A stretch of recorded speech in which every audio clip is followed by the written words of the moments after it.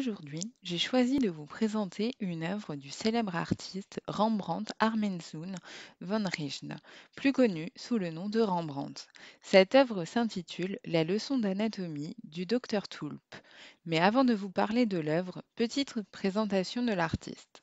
Rembrandt est considéré comme l'un des plus importants peintres de l'école hollandaise du XVIIe siècle.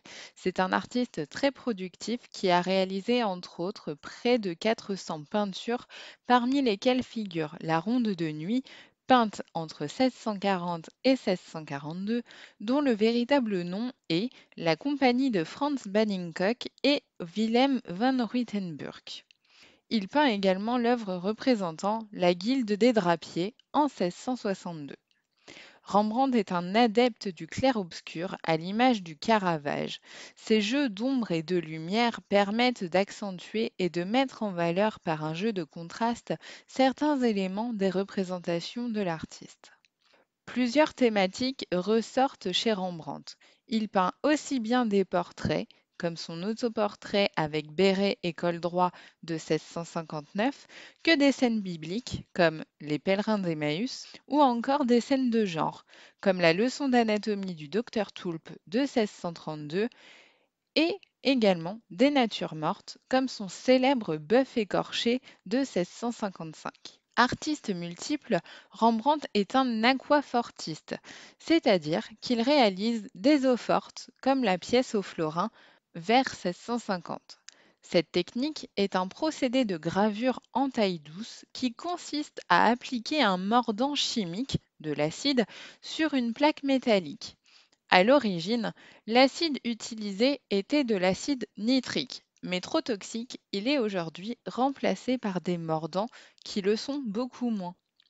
En 1632, Rembrandt réalise la leçon d'anatomie du docteur Tulpe.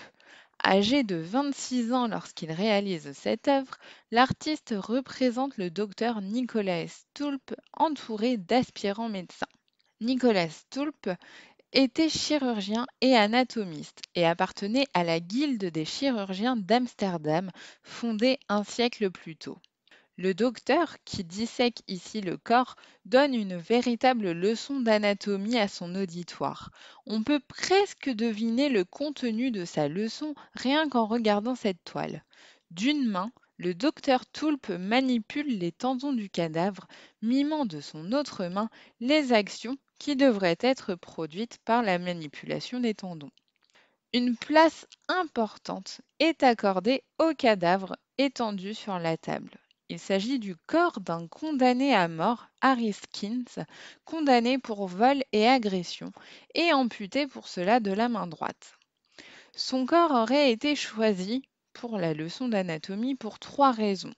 La première, il s'agit d'un criminel qui est exécuté et qui continue de fait avec son corps pour la science à payer sa dette envers la société. La seconde, il s'agit d'un homme. Seules les dissections des hommes sont autorisées en 1632. Celles des femmes le seront qu'à partir de 1654 par la Guilde des chirurgiens d'Amsterdam. Et la troisième raison est que Harriskins est un étranger, dans le sens entendu, où il n'est pas citoyen de la ville d'Amsterdam. Le docteur Tulpe se place ici en véritable professeur au regard des autres personnages qui demeurent passifs dans l'action mais très actifs dans l'observation. La composition de la toile met l'accent sur le rôle essentiel de Tulpe et du cadavre, reléguant les autres personnages en second plan. Cet accent est fortement souligné par les jeux de clair-obscur intentionnels de l'artiste qui éclairent les zones importantes de la toile. Si cette œuvre de Rembrandt figure parmi ses œuvres les plus célèbres, il n'en demeure pas qu'elle est l'objet de nombreux débats, encore aujourd'hui. Entre réalisme et symbolisme, où se place cette œuvre? Le débat est encore ouvert et n'est pas près de se refermer car historiens d'art et scientifiques n'arrivent pas à tomber d'accord. Restaurée dans les années 1996-1998, puis passée au rayon X, cette toile ne cesse d'être l'objet de discussions pour comprendre ce qu'a voulu montrer Rembrandt. C'est fini pour aujourd'hui. J'espère vous retrouver très vite pour un nouvel épisode de Les sciences et l'art, les sciences dans l'art. À bientôt!